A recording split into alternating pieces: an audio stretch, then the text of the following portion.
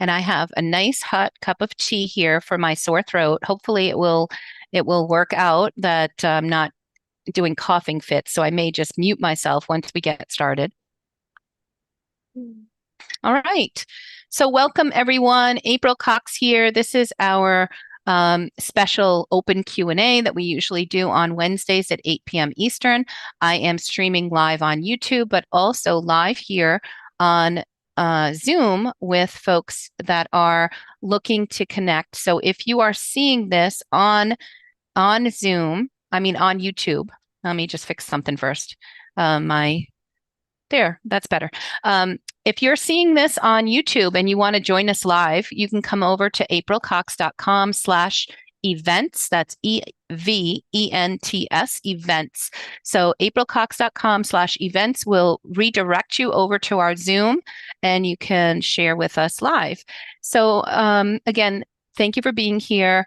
We have a special guest today, Sarah Cullen, who was an early student of mine, and I had the benefit of going through and having and watching her first book unfold.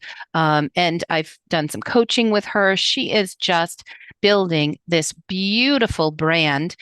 So I reached out recently to her to congratulate her on what I saw was just a blooming brand that was selling like crazy. I actually pulled it up on one of the keyword tools, and it was somewhere north of like $20,000 a month in sales that were happening with her series, and I was just blown away. So I reached out and invited her to come here to talk a little bit and just hang out with us and answer some questions. Share her journey. So, Sarah, thank you so much for being here with us. And I'd love to give you an opportunity to just share a little bit about your background and your story of how you became an author and what drives the series and the books that you are producing. Yeah. Thank you so much, April. I just wanted to say thank you so much for inviting me on here today. And thank you everyone here for taking the time to come and listen and hopefully maybe have some questions. I really, really enjoy talking to other authors about their books and their journeys. I get a lot of questions, I get a lot of DMs, and I do my very best to answer as much as I can and help people as much as I can.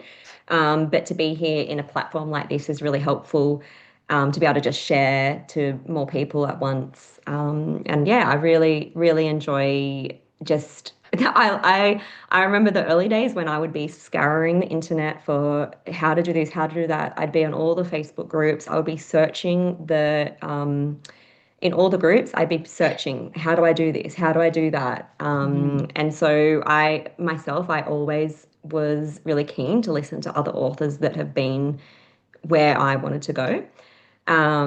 So a little bit about myself. I write my books with my sister Carmen. We actually run a whale swimming company, and that's our books is Ocean Tales children's books. So the theme kind of fits in quite nicely with a company that we've already been running for over 10 years. This was our very first book. I think it was about 6 years ago. It's called Nellie the Narwhal. It does still sell quite well, but since we wrote this book, we've kind of learnt and changed things, and we've started our series. So what I did with this one is after we wrote this book, I wanted to do a different character, but I had a different illustration in my head. And I asked our illustrators if they could match what I was thinking. I had this penguin in mind and it had this cute little mohawk with a rainbow colored hair. And every time I asked my illustrator to draw it for me, it kind of just wasn't ever right. And I learned this lesson with illustration is that you have to find the illustrator that has the style that you want, not have an illustrator and ask them to change their style. So what I ended up doing is I I found this beautiful illustrator called here we go. I've got it here as well. Ah, So this nice. is yeah. So April's got it up on the screen, but this Yeah, is go ahead and hold it up. It's oh, beautiful. okay. So this is Spike. So this is the very first book we wrote in the Ocean Tale series, and our illustrator is Susanna Sobadova, and I've probably butchered her last name. Sorry, Susanna. Um, but It was a game changer. And the biggest learning from that for me is that it did cost us a lot of money to go down that route because she is extremely professional. She's an amazing illustrator. But it just changed everything for us. And then we continued on. I just like I've got we've got 8 books in that series. This is just a couple of them. So all of them are ocean themed. And Hmm. we make 1 to 2 new books every year. And for me, the biggest the biggest thing that I've learned is that I to be successful, and I still don't even know if I deem myself successful or not, but the goal is to build a brand. The goal for me isn't to purely sell books and make profit. That big amount of profit is hopefully still coming down the track. Hmm. But my biggest goal is to build a brand, and I started doing that probably about 5 years ago. Um, and yeah, here we are today. I didn't actually know that, April, about what you said about the amount of revenue that we're making. Um, I think it's something like I think we sell like I wrote it down. On Amazon, we sell 30,000 books a year. And that doesn't include Ingram Spark, all the books that we sell off our website, and Hmm. various other places. Right. That's amazing. Yeah. So what do you attribute to the high sales that you have? What are some of the tactics that you've used and what has been most successful for you? Obviously, starting with a really fantastic high quality book that's very appealing and going with a high professional illustrator with these gorgeous illustrations is was a really great choice, and I applaud you for taking the step to make sure that you had the best quality illustrations that you could afford. And wow, this series is just absolutely gorgeous. Thank you so much. That's really kind of you to say. Um, so I do think as a whole, it is lots and lots and lots of little things coming together.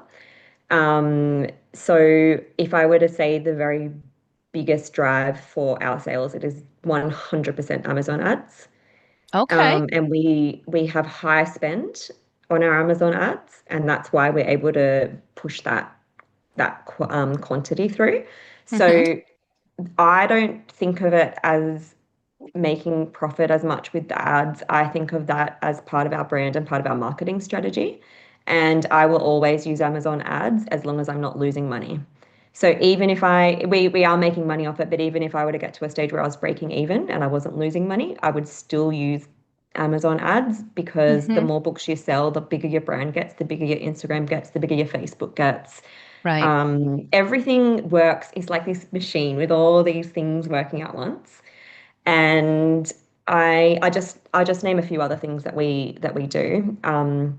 So social media is a pretty big one. Instagram we're much more active on, and we find Hmm. more of our people on Instagram, but we still have a Facebook as well, which we post on fairly often.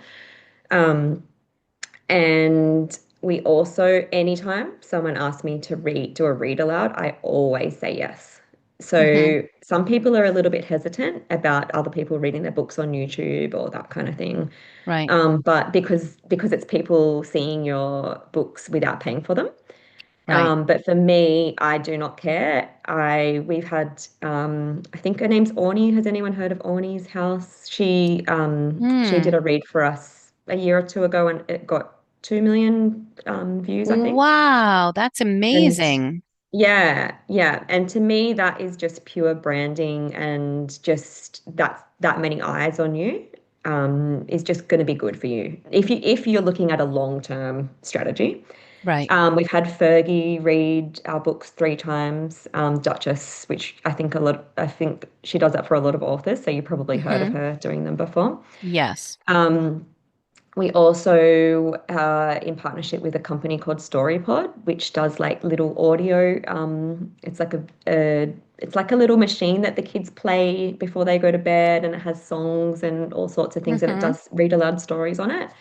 I think we do 5 of our books through them. Mm, It's just and as I said, we also sell off our website. And we also sell, we'll do school visits, not as often as I would like because I don't have the time, but I do them. And I also will do markets whenever I get the chance. And even we've been radio, TV, I've been national TV a couple of times. We've done a newspaper, just everything, every single opportunity. I don't really pay for a lot of opportunities anymore. At the beginning, I would pay, definitely, I would still advise you to pay for coaching because I think hmm. that's important. But personally, I don't really, unless it's a really good deal, I don't really pay that much for marketing. So like I've tried it before, but for me personally, it hasn't worked so much when someone said, "Oh, if I pay you to put it on my page, like an influencer and that Right, kind of right, thing." right, But for me, that personally hasn't worked. It's not to say that it wouldn't work for other people, but I just take every single opportunity that comes our way, and we pretty much say yes to as much as we can because I don't know if you've heard of it's like a marketing thing where someone will see your product 6 to 7 times before they'll make a purchase. right. So yeah, sometimes you might. I remember the first time we were in a magazine. It was like a double spread. It was this amazing thing. It's in my first year or so after How doing do our I first book. record? Sorry, if if you're not on mute, if you wouldn't mind just keeping yourself on mute. I am recording and I do have I will send out the replay for those of you that are with us. Okay? So no worries. You will get a link to that. And then we will have some Q&A if you want to post your questions, then we'll go ahead and do that. Go ahead, Sarah. Sorry. Whoops, did I lose Sarah? Hold on. Think I might have accidentally clicked you off. Let me unmute you. Is I that zigged. better? Yeah, sorry, I zigged when I should have zagged. Go ahead. You're good. Yeah, I was just saying that I remember at the beginning when we're in like a double spread magazine and I was so excited. I thought, oh my gosh, this is going to mean so many orders. It was local, it was linked to our website. Hmm. And after it, it was literally crickets. There was just Really? nothing. Yeah. And it was really disappointing, but it did teach me a big lesson that you just, you don't usually get results from doing one thing. It's Right. all of those things as a whole. And then Hmm. I would be at like a market or something, and someone would say, "Oh, I saw these books in a newspaper 6 months ago," or you know what I mean? So you'd kind Right. of see those connections along the way. But a really good lesson is that just to not think of any one thing that you're doing as getting immediate results, aside from maybe ads, because the marketing strategy should just be to get yourself out there in as many different ways as you can, and eventually that will lead to sales as a collective. But that definitely has been a huge lesson to me, and I think it's the reason why a lot of people can quit early Right. because you're not seeing results straight away. How long did you have books going before you really started to see the momentum? Um, I think I was probably maybe a year in with maybe a year and a half with three books from like Spike, Rory, and Lola from our series. I kind of would set myself goals. I think I was kind of like I want to sell 100 books in a day, and that's how long it took me to get that first milestone back then. And like December is always a really, really good month. So if you're starting your journey towards the end of the year, just keep in mind that for me, over the last several, like 4 to 5 years, I think I probably sell, I like, I'm just trying to, in December, so normally our profits from Amazon would be about $3,000 to $4,000 a month, and in December it's more like $10,000 a month. So it's like a huge difference. So I remember getting those huge sales at that time of the month and thinking, oh my God, we've made it. Hmm. Like we're selling so much. We're making the hugest profits. And then like it went into January, February, and I kind of got a bit of a Right. shock. It It goes went right back back down. Yeah. down. But Yeah. and building up to for Amazon ads and building up to get everything going in prior to the holidays, I've seen like things start to pick up around July, August. And Yes. so I do like some Christmas in July and stuff like Yes. that to just get things moving. But wow, what a difference it makes to like really get if you're not doing Amazon ads, you should be, but Hmm. don't wait until September to start them No. because you will Yeah. never have that kind of traction you need for Christmas sales. Yeah. And the other thing is that you get Amazon followers. So I think I don't have too many. I think I've got like 2,000 or something. But what it does is every time you release a new book, so like because if you've been doing it over a long period of time, I don't even know how to get the followers to be honest with you, but it's just like I think they can just click a button on your page that says follow Right. this author. Yeah. Um, but that's another small little tiny thing that every time you Hmm. release a new book, that it's going to go out to all those people. So, and sorry, it's one thing I forgot to mention is an email list as well. I think I was that's just going to more ask important. about that, Yeah. how much Yeah. effort you put into growing an email list. So yeah, if you have some ideas or if you could share how you've grown that and how much your email list contributes to the sales that you're getting as well. Yep. Yeah, to be honest with you, I've been slack with the email list. So I've always had one, but I haven't really utilized it for one, and I also haven't put in a huge effort to grow it, which is something that I've been doing recently. I've got this amazing lady in the author community. Her name's Kirsten. She has bright no, is The that the bright bright cookie, cookie? Kristen. Yeah. Hmm. Yes, Yep. yeah. She's amazing, and she actually asked me if she could do uh, activities and resources for our books, and as always, I always say yes. Um, and then I paid her to do a whole activity book. I think it's like 42 pages. And I have that on my website so that every time someone goes onto the website, they can download that. And it goes on to it's basically a lead magnet that Hmm. so you get added to their email list. And then recently I've also used that as a lead magnet as a Facebook ad, which has been really, I've only been doing it for less than a month and I've got over 100 new leads just from doing that. So And it's could only you like, I think, sorry. so what was the lead magnet that you said has been driving the traffic? It's from the Bright Cookie. I got them to make a 42-page activity Oh, book. okay. Right. Yeah. Okay. Yeah. So it's been really helpful. And I've Hmm. only been putting like a $3 a day, really, really small. So the results from that so far have been really good. But I do know how important email lists are, but because we've got the two companies, Hmm. I can't I don't have enough time to be able to put as much effort into certain things that I'd like to. But it is something that I will be concentrating on a lot going forward. Right. So, Well, yeah. the fact that you've got the Amazon follows too, Mm. anytime you're publishing something new, like you said, that kind of goes out and notifies people that an author you follow is Yeah. has just published a book. So it's very similar to having, that Yeah. notification go out by email. I don't think Amazon's going to go away too soon, but we don't want to depend on, that strategy. We want to definitely get people into our own ecosystem. Yeah. But wow, what an amazing 2,000 followers. That just goes to show the more you're selling, the more you're focusing on your marketing, and with those Amazon ads, really doing the lion's share of driving the traffic. I see your books every time I'm on there searching for a children's book. The ads pop They're up. annoying. No, I always stop and admire the spiky haired penguin and the great job that, your covers are just adorable.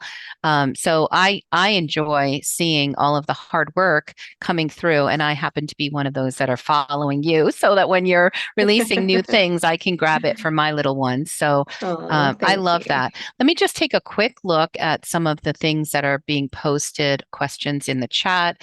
Yep. Kelly says, my email list doesn't yield many sales. I guess most people sign up for freebies freebies but they aren't really Mm. customers. Have you Yeah. found that as well? Like maybe the teachers are just there to, grab the freebies and then that, but they're Yep. not really buying. Yep. Yep. And to be honest, so I don't want people on my list that aren't, so I don't mind if people unsubscribe to the list because you Hmm. only want those warm leads. Right. But at the same time, if it's a teacher, it's still they still may buy it down the track. Hmm. So for those kind of people, I'm still happy to have them on the list because they may eventually turn into it's the same as doing free ebooks Hmm. on Amazon. You get all the people that want the free ebooks, but they're still helpful to growing your brand. For one, they might review, they might hop onto Amazon and do a review for you. Hmm. And two, they might tell their friends. Like there's other ways that aren't direct in sales, but Right. I definitely agree with you that you do get those. It may not turn into sales straight away, but it's a really small percentage of people that open the EDMs that actually go on to purchase, and that's across all industries, Hmm. not just the picture books. So I think that as long as you're not paying too much for your platform that you're sending the EDMs out on, it is good to just keep up with that and also just to keep growing and growing because the numbers and the statistics will eventually be in your favor. Right. So yeah, as I said before, and I will, this is my number one point, is that sometimes you feel like you're in quicksand and you're not getting anywhere. But if you just keep on going, I know it just sounds so obvious, but some days you just feel so down because Mm. whatever it is that you're doing is not working. But I promise you that if you keep going and you keep gathering momentum, even if you just every single day go on your Instagram and talk to other people that have their own books and support other people, every single little thing you do, every like that you do is someone else that's recognizing you or that's laying eyes on your brand. So Mm. that's what I do when I'm having a bad day. If I haven't reached my goals, I'll take a minute to kind of get myself down because I think it's important to feel it. Right. But then I just say to myself, what can I do today that will in the long run get me more people and more eyes onto my brand? And whether that's emailing people, whether that's going on to community Facebook groups, whether it's following other people and supporting them. There's so many little tiny, tiny things that can contribute to success for Mhm. you. So just don't give up on it and just do those tiny, tiny things every single day that help to add up. That's great. Teresa's asked, how did you get your read aloud read by Fergie? Did you have to pay for that? Was there a specific process that you had to follow? No, back in the day, so this I actually think it was this book, our very first one that got read. So I and I think this happens in a lot of different instances, but I think because it was relatively early in the times when she was reading them, I think I just followed and kind of commented and just made myself known. And then I got a message from her assistant asking me if she'd like Fergie to read our book. And I thought about it and I, of course, said yes. Hmm. And then, so that was the first time. And then the other times I reached out to that same assistant and said, look, we've got a new book. Would she be interested in reading this? And she said Nice. yes. And then it just took a bit longer the other times to kind of like, it's almost like they put me on a wait list of sorts. Right, right. So yeah, essentially they did ask me, but then I asked them the other times. That's great. So having that contact and building that connection really goes a Mhm. long way in doing that. That's great. Yeah, and So on that point, sorry, April, do you mind if go I ahead. just No, elaborate go very ahead. quickly? You'll find that most people, if you're just cold lead to them, like so if you just jump onto someone's whatever it is, their DMs or their PMs or whatever, and ask for something, 90% of the time, 99% of the time, they won't say yes if they've never heard of you before or if you haven't contributed in any way to whatever it is that they're kind of putting out there. So Mhm. my suggestion would be if there's some something like that you would like to go on, comment, like to kind of do some groundwork, maybe even send them a message that has nothing to do with that. to just say, I love what you're doing. It's great. Keep going, that kind of a thing. Just even just so that they recognize you is a great idea to Yeah, just kind of, yeah. I find that works really well. Also with just even reposting something that they've Yeah. posted and then messaging them saying, "Hey, I hope you don't mind. I loved what you posted. I shared it on to my group as Mm. well." And then just, they see that they know you're not asking for anything and they're like, "Oh yeah, no worries. That's great." And it gives Yeah. you like an opportunity to open a dialogue with an influencer or somebody that is really well aligned and shares a common target audience with you. Yes, exactly. Exactly. And it's just building relationships. Yeah. Um, Pat Dana says she also had Read Aloud by Fergie, and it was not in Nice. charge.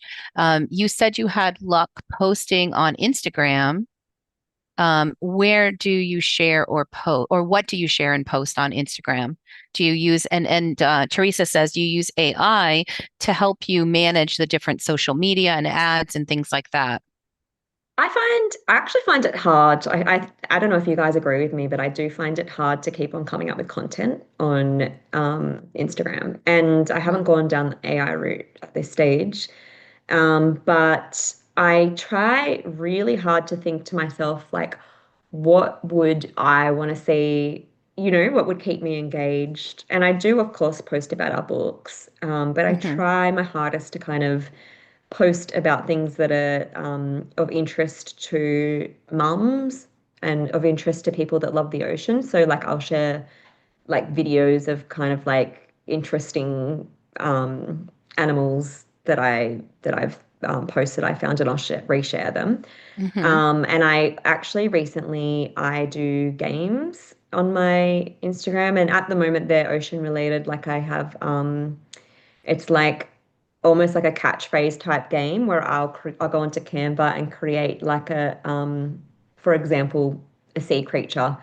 It might be like barramundi. Oh, sorry, a barnacle as a sea creature, and then I've got like a picture of a bar, a picture of a knuckle, and then I have to get the people to guess. Oh, I love And it. I have like a little spiel that says, don't look at other people's answers. Just put down your answer, see if you get it.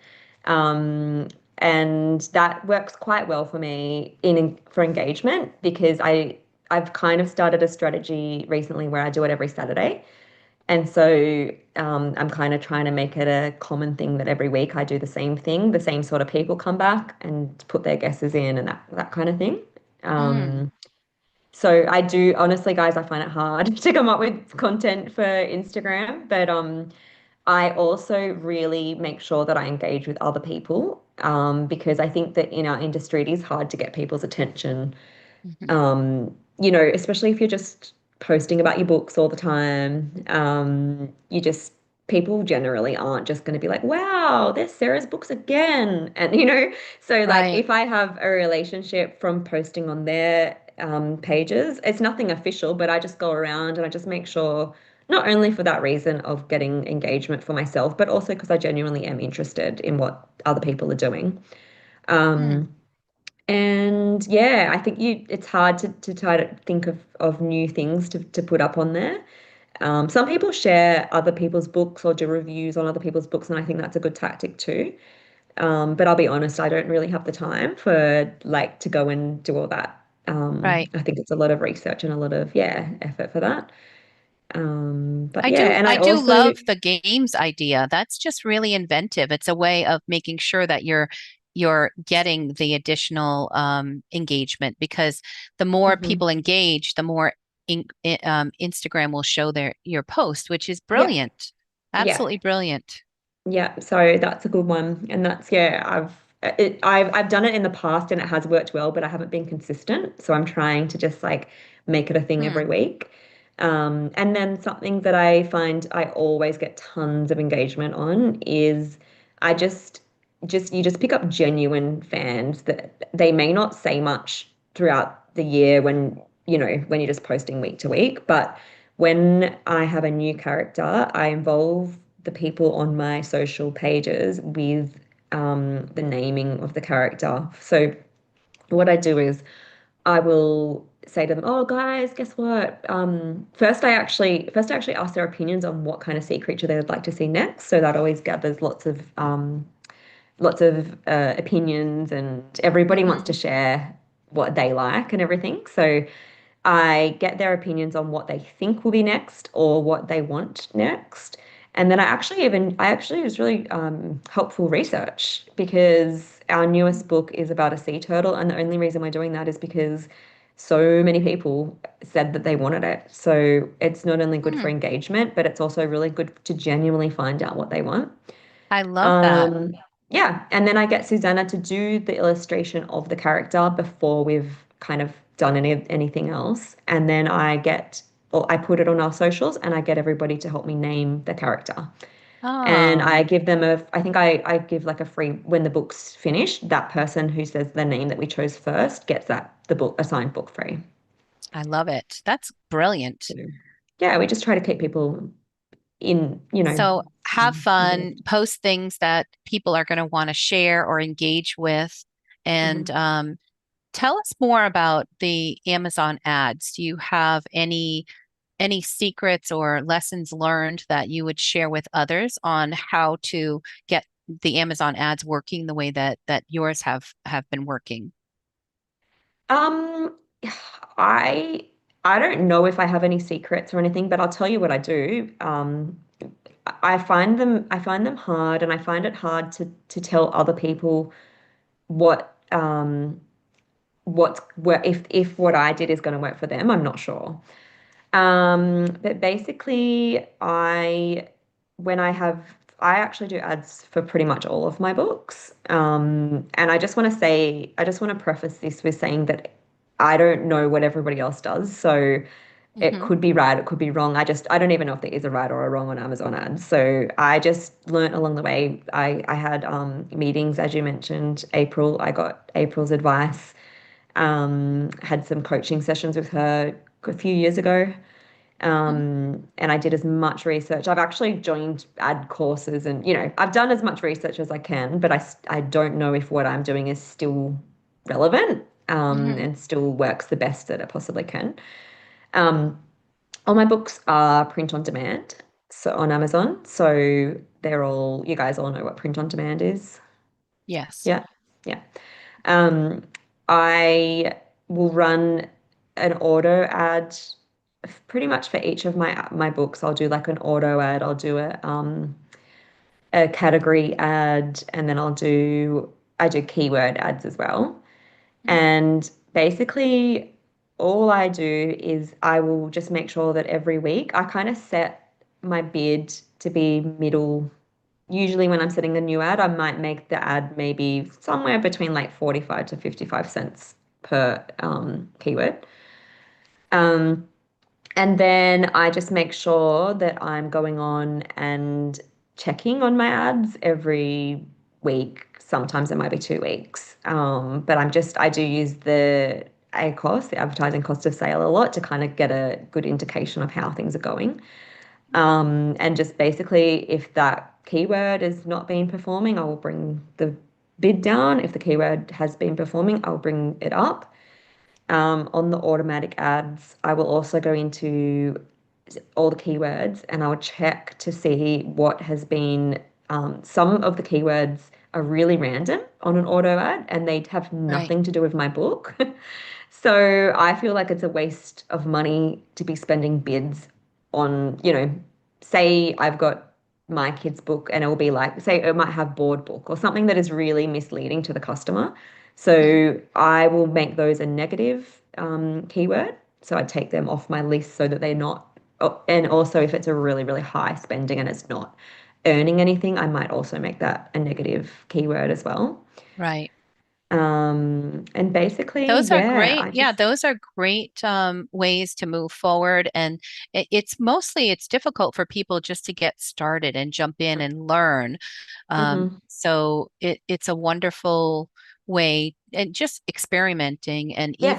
even just trying to figure things out a little at a time. There are some, like you said, there are some great courses. Hmm. And maybe at the end of this session later, I can talk also about the Amazon Ads course that I've got going. That's a work group, so you guys can do some hands-on stuff. If people are interested in learning more about that, that will be coming up on July 14th. So you have plenty of time to get your books Hmm. ready for the holiday season. So that's going to Yeah. be a fun thing to do. And boy, your Amazon ads, I think they're performing really well because you're managing them, not just setting and forgetting, but also Hmm. because you have such amazing front cover images and you've got a really high quality series. So regardless of how much you work on something or how well you know your Amazon, if your book is not high quality, it's not going to sell. So you have to have that Hmm. combination. And kudos for you for really discovering and getting that really great combination of both. Thank you. Yeah, it's a hard one. And also I forgot to mention that I do brand ads as well, which is if you've got three books or more. Right. They're really good. And also video ads are very good, which I feel like things are moving into video more and more Right. across every platform. So we had a couple So of questions about Amazon ads. I'll throw it in here. Do you do an auto keyword category ad for each book? And what do you normally bid on each ad? So I think you said 45 mhm. cents. Are you allowing it to go up and down so it like Yeah. is Oh able to no, double? no. Okay. I oh sorry, I allow it to go down, But not but I up. don't allow it to go up. Does Okay. that make sense? I'm Yeah. surprised you're actually getting traction at 45 cents because that seems low to me, but maybe it's more when you're well established that bid is fine. But when you're brand new, I find not very much traction at that low a At bid. that, yeah. Yeah. Yeah, And then yeah, like you have to go in and kind of and change them. Like I think that a lot of my ads, once they're going, will sit at around 70 to 80 is pretty right. common. Yeah, And that's then what I would I think. will, once it gets to some ads, I will go to like $1.05 or something. And then I kind of think, oh, like I get scared that it's going to overspend Right, on that keyword. So that's right. about the highest that I would go. Okay. Um, yeah, Um, because it's print on demand and that profit margin isn't, you don't have a lot to play with. So you don't want to be spending, like I don't personally for myself, I'm not going to mhm, go up to $2 or anything like that because it really is cutting into that margin for me. right. So Becca says, at what point in the self-publishing process do you start working on your next book? And I know she's asking that because her book is closing and she's getting ready to think about the next one too. That's So, awesome. Congratulations, yeah. Rebecca. Um, that's a really good question because I think it would probably be a little bit different for us each time. But we actually, the thing that drives us is that we book our illustrations in advance. So because Susanna is so, popular, I guess, and she's kind of got a really strict schedule. So, for example, right now, our book is being illustrated and like we'll do all buy all the ISBNs and the barcodes and do all those things that we do at the end. And then at the moment right now I'm thinking about my next book, which will be in March. So I'm kind of like in my head I'm thinking characters, titles. And to be honest with you guys, I'm thinking, I've only just thought recently, I think we might start a new series. So that's only just been a really recent thought, but we'll continue on with our series that we've got.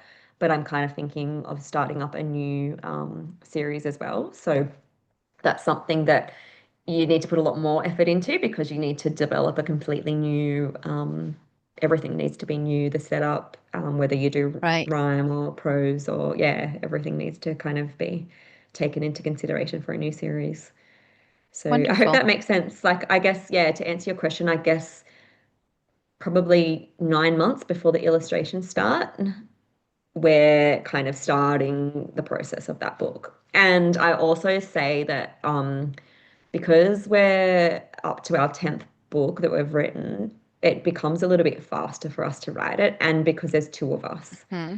Right. So we have just a bit of a system where we both write.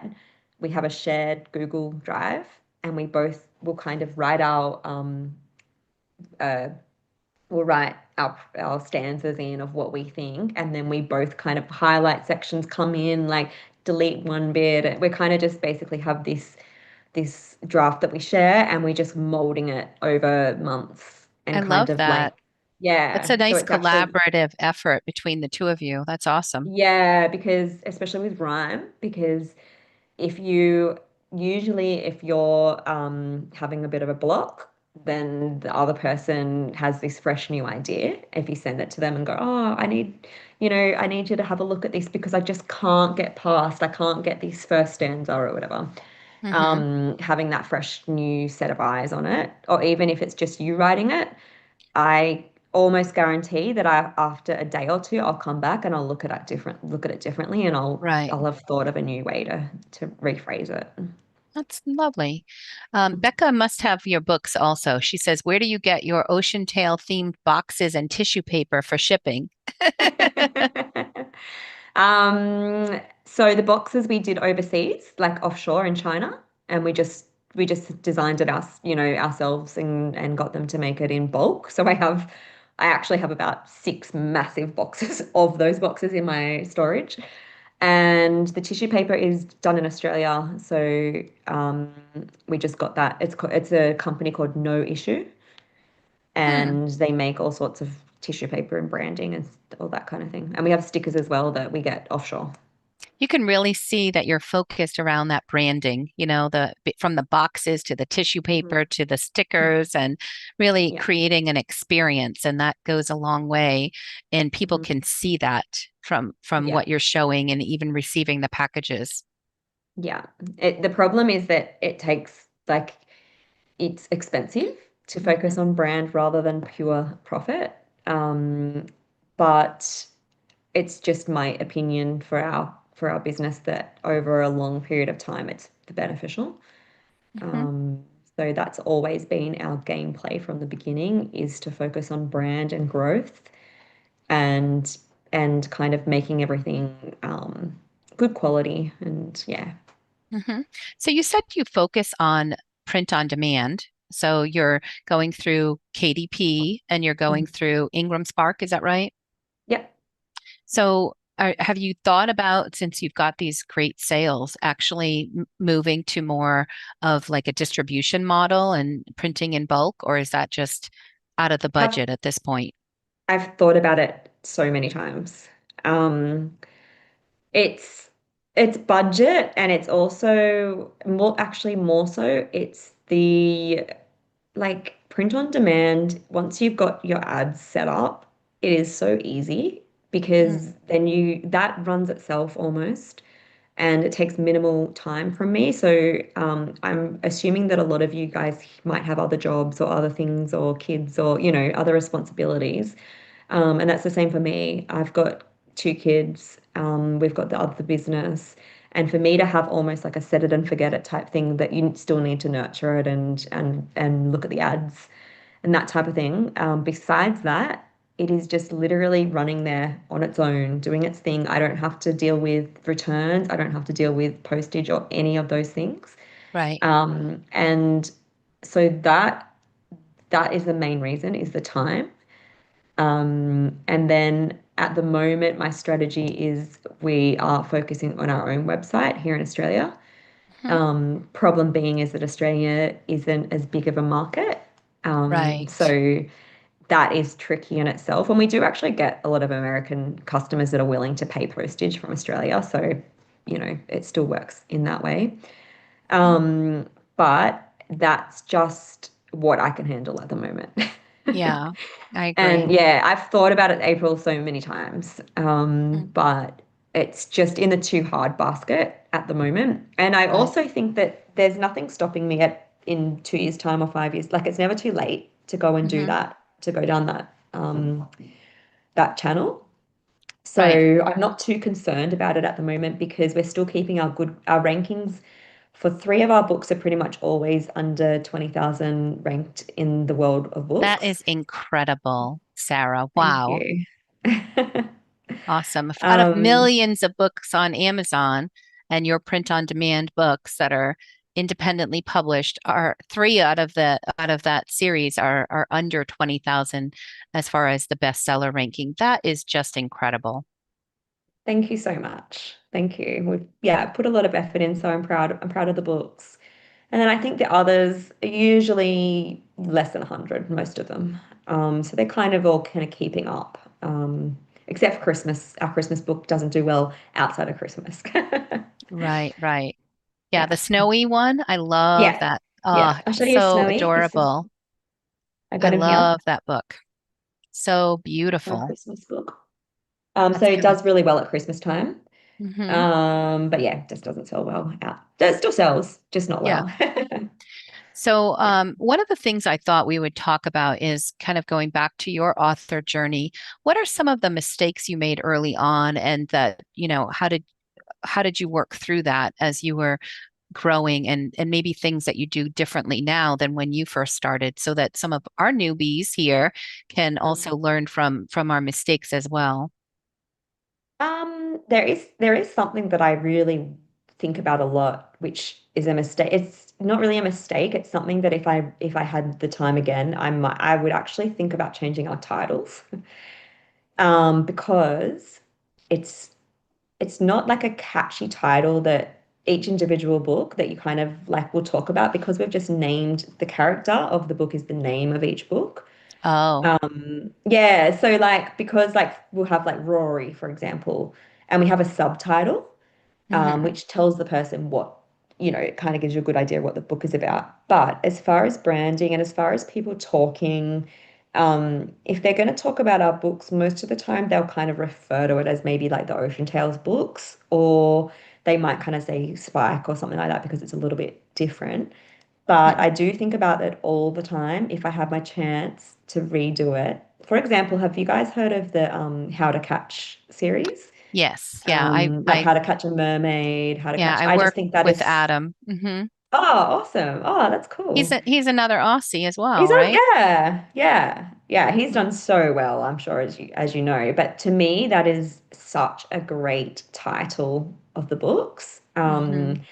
And to me, it is a little bit of a regret. I think we've done pretty well Okay. to get where we are, but I do feel like if we had been like had a stronger name that you can kind of, like talk about in the schoolyard or that, that kind of thing. I think and going forward, that's one of the reasons why I'm wanting to start up a new series is that so I can kind of go back and look at those things like that I've not Right. done before. And yeah. Um, I'm just thinking of any mistakes. As I mentioned to you before, we poured a lot of money into like paying to have an ad on like a Mm. website, paying to Right. have an Instagram influencer post about our books, and that kind of stuff hasn't really worked. Okay. But yeah, And I think I you've definitely stepped up your illustrations from that first book you showed to working with yeah, Susanna. That's mhm, amazing. 100%. Yeah, yeah, that's something that I've learnt. Also, we didn't put this is just a tiny little thing, but the spine. There's no Hmm. writing on the spine. And like when you first start, Oh. that is not the type of thing that anyone ever tells you. So Ah. there's just really little, there's like little things like that that along the way, if Right. your book's on a shelf, you need to have that so that people walking Right. past know, Right. so just little things like that, which you can kind of change as you go along. Right. Something else that is really useful is if you can try to sell or market yourself within your books. So if you use your books as a marketing tool, obviously putting other books on the back, which probably a lot of people already do that. Hmm. But one thing that I wouldn't have minded is if I had put like our activity, like a link to our activity page to grow our EDMs through our Oh, books. yes, that's right. So that is a really useful way to kind of keep growing. Also, I ask for reviews at the back of our books, so on Amazon. So like, where was that?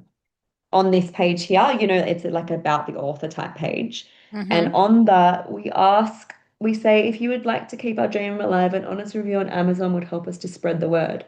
But the problem is when we print our books here in Australia, Wholesalers, if we're selling, sorry, retailers generally are kind of anti-Amazon. So they don't mind that you sell your books on Amazon, but they just don't, because they're small businesses, Amazon is Hmm. almost like a competition to them. Right. So in some ways, I'm not sure if I would actually mention Amazon throughout the books, just for the Mhm. sake of selling them here, to customers and to retailers. Okay. Yeah, just little things like Interesting. that. Yeah, yeah, yeah. So, Teresa asks, do you only use Ingram Spark for your hardcovers, as Amazon won't do the low page number hardcovers, or do you also use things like Book Vault or Lulu? No, I only use Ingram and only for hardcovers. Yeah. Okay. And I know that some people have an issue with Ingram. I think mainly maybe because of the quality of the books, from what I've heard. But for me, I really like it because I don't run ads on Instagram. Sorry, Ingram. I only run the ads through Amazon, so that it's almost like a bonus. All the books that I sell through Ingram is just coming off the back of Amazon ads. Right. So it's almost like, why wouldn't I, basically? Now, Like, when you advertise, I mean, when you get the sales on Ingram, is it going to a premium color option, or are yeah, you using the standard color on I Ingram? always use premium. You do. Okay. Yeah, yeah. Okay. And so I had to put my books up, That's what when I they was put going their to printing say. costs. Yeah, Right. yeah. It does So cost more, but that's an interesting change to just try, because I usually yeah, drive recommend that people just do standard, fair because call. Yeah, otherwise you are going to have to go so much higher with the cost of your book. But I yeah. haven't tried the premium in a while, and then they came out with ultra premium as well. I So think it's interesting. it's a bit of a balancing act. I agree with you because, yeah, like I've never tried using their standard color, so they could sell well, and then, the profit margin would be higher. I think that ours, we make about $3 a book on Ingram. But for me, Hmm. oh, the one thing I don't do is I don't do returns on Ingram. So Okay. you get the option of having returns, but I've heard a lot of horror stories of people getting like Yes. hundreds of books returned, and then they have to not only lose their profits, but they have to pay for all of that. Mhm. So that might halt my sales a little bit, not having Right. that as an option. But as I said, I just feel like it's just this extra option that I don't rely on Ingram Spark, but it's Hmm. just an extra thing to have. And I don't want to have to worry about having to pay for returns or anything like that. Right. So, Right. yeah, yeah. Well, I think we have time for one more question. Pat says, do you do paperback books on Instagram? Oh, I think she means Ingram as well. Ingram. Or are you just doing hardcovers? I only do hardcovers on Ingram, and I only do paperbacks on Amazon. And then on my own website, I only do hardcovers. And I actually have these books printed. So another thing that I do, because I just feel like it's better, for the customer, is that I have all of the books on Amazon in American spelling. And these Mm, books that I print for myself here in Australia, I do them in English Australian spelling. got it. So yeah, I get them edited separately and I get them printed differently. One for Australia and one for America. So if you're Yeah. open to it, I'll give you a little tip that I would recommend, what I would recommend based on what you mentioned here. If you're Yes, only please. doing hardcover on Ingram, then Mm. you're losing out on a big opportunity, because when you do your paperback there as well, then it's going to push that paperback out to Barnes and Noble, Books a Million, and 44, Okay. 45,000 different places, and you actually make more money on the paperback. So giving Oh, people better profit. big, Yeah. so giving people an option. So you might make $4 or $5 on your paperback. And if Hmm. somebody's on Barnes and Noble and they, maybe because you had to go up so much from the premium, you're not going to make as much money. And if people see a Mm. lower cost option of a paperback, And don't forget, it also is pushing out to Target and Walmart and Mm, so many other places. And people can't always afford or maybe don't want to spend as much money, but having yeah. that lower option, I think you'll see some increased sales there as well. Awesome. That's such a great, thank you so much. I actually You're will do that. welcome. The only reason why I didn't do that initially is because in my head, I was thinking about basically, how it sells the hardcovers onto Amazon. Right. And so that was all I was really thinking about was having a paperback option and a hardcover option on Amazon, Right. but I actually didn't really consider the retail side of it. So that's a very That's right. good, yeah, thank you. I'm You're going to do that welcome. because, You're yeah, welcome. it doesn't cost, I don't even think it cost me anything to put a new book on, No, because, no, it won't. yeah, yeah. And I Awesome. think it Thank might you. help. So Yeah. this has been really good. This Grace says this is gold, April. What about digital versions? First of all, it's gold because we have such a great guest here today. So thank you for this, Sarah. Let's talk a little bit about digital versions, and then Yeah. we'll wrap it up for the open Q&A. Yep. And then for those of you that are here with me, I moved from this 8 o'clock hour and open Q&A to a mastermind session where it's just open office hours, drop-in session for others. So if you're here with us and you want to keep hanging out, there will be other topics. You're welcome to stay. It's okay, but I'm going to disconnect from my stuff with the YouTube and the sharing that I'm doing there. So completely up to you. We will transition out and we'll say goodbye to Sarah in just a few minutes. So let's just hit that one other thing here. Tell us about the digital version. So, are you selling digital copies on your website? Are you doing audiobooks? And how have you seen as far as ebook sales? Are you also promoting ebooks to try to get more brand visibility? I don't promote ebooks, but I do sell them.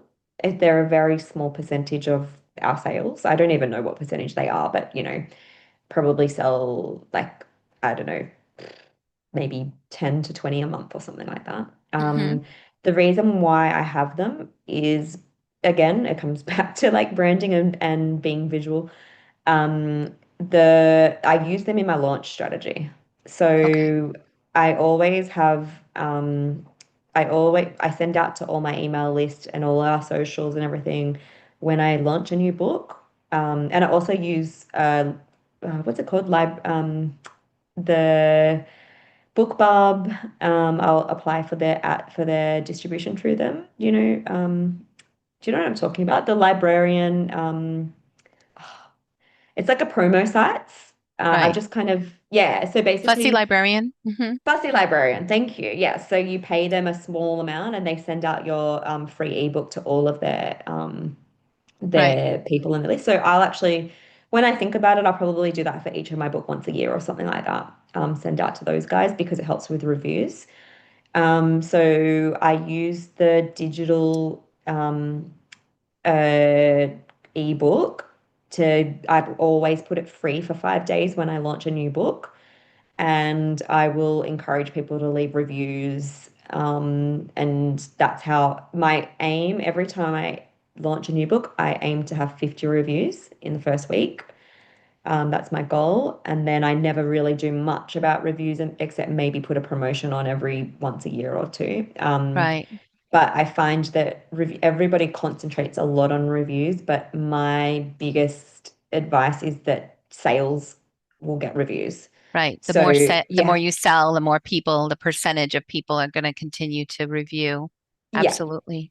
yeah. I just try to get that 50 because I think that it's kind of social proof to kind of have that right at the beginning in the first Right. couple of weeks.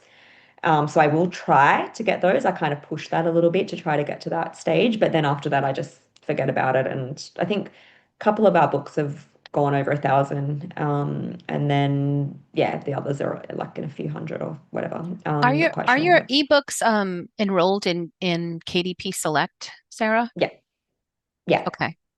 yeah. I So enrolled them in I gotta KDP. think that that must be driving a lot of Kindle Unlimited downloads. Yeah, I just if you give me a second, I can tell you. I don't think we get that many. Okay. Um, So I you're not on, getting awards or I bonuses have from done. from Yeah, I have Amazon. got the bonuses before. Yeah. Hmm. Actually, the format of our book, they changed the formatting on Amazon And so there was a stage where they just weren't showing any of our books. And so I had to reformat every single one of our ebooks, maybe a few months ago. So I think that they're just starting to pick up again now. But if I can just see what I've got here. Um, uh, orders. Oh, KU reads. So I don't have the numbers, but I'm as in like the amount of downloads, but on average I'm making about $150 a month on For book pages ebooks. read. Yeah, Oh, just the okay. pages read. Yeah, Okay. that's not that doesn't include the people that have bought my ebook. Mm-hmm. But that's just KU Kindle Select, the pages read. Okay. So again, it's just an incidental that I don't do anything for. Right. And yeah, I just think I may as well. I love it. It's time to Yeah. put together a box set of these beautiful books of yours, especially when you finalize the series. I think Yeah. that sells really well, Mhm. especially around Christmas time. So that Yeah. would be Yeah. amazing. If you ever That's on decide to them. do something with it, Hmm. that could be a great way to do it. And if you wanted to stick to print on demand, you could also do just a treasury, which is just all the books in Yeah. one print on demand book, so that Yes. but it sells as a treasury and it's a higher priced product that gives them a discount because they'll have the whole series in Yeah. one. And you might So, even be able to do the hardcover in that because of the amount of pages, right? mm, yeah, Interesting. Thank you you. You might, have you so might. many good little Yeah, April's come so and full hang out with of us. tips. Yeah. Come out and hang with us more often. We love having you, Yeah. and we do have lots of drop-in sessions. So I just want to thank you so much for being here, Sarah, and for making this such an informative session and sharing the ups and the downs and all of the encouragement that you have. It has really made a difference. I know for me and for many others who are in that first book phase and starting to feel like, oh my gosh, I'm just not getting there. I love Yeah. that you said, don't give up. Just do a little Don't give up. things every day, a little Yeah. bit every day, and you're going to continue to grow that brand and see the Mm. momentum if you don't give up. Yeah. So, And you also always have the chance to make a new book. So even yes, if your book is not doing well, learn everything you can and then put that into your next one. I love that. So if people want to engage with you, what is your website? Do you want to share some your website and contact info? So maybe it's like where they follow you on Insta, what's your Insta tag and website? Yeah, sure. So everything about us is Ocean Tales Children's Books. So our website is www.oceantalechildrensbooks.com.au. Our Instagram and Facebook is Ocean Tales Children's Books. Okay, Yeah, like it's how you can find us on every platform. So yeah, wonderful. thank you so much for having me And I today. highly recommend if you got some great things out of this, go and follow Sarah on socials. Go and follow her on Amazon and stay in touch with what's going on because it's going to help you and it's also going to help her to continue to grow that audience. And if you're looking for Christmas books and things, gifts for kids, oh my gosh, these books are just incredible. I am constantly going in and buying one here and there so that I always have a few laying around that I can put into a box and to gift to a child who's having a new birthday or send for mother new mom gifts and things like that. They're such beautiful books and such just endearing characters. Thank you for leaving that Thank you beautiful so part of the much. world. Love Oh, it. thank you. Thank you so much for the kind words. I really appreciate the support. All right. Have a wonderful day. I'll let you drop, and we're going to Okay. remove ourselves here from the connection that we have um, with our folks here on YouTube. So if you are still with me here on YouTube, we're going to say goodbye. Come back each Wednesday at 8 p.m. Eastern. We bring in great guests. We also just have open Q&A. And if you are thinking like, hey, this whole thing about Amazon ads could be really special and I should be doing more with it, then maybe give some thought to checking out our upcoming class, which is a work group around Amazon ads. And you can check that out on my website. I'll have some more information being posted there as of tomorrow. Again, the class is going to be starting on July July 14th, and I will be posting links under the video and with the replays of this. All right, so goodbye everyone on YouTube. We'll see you back again next week. This is April Cox.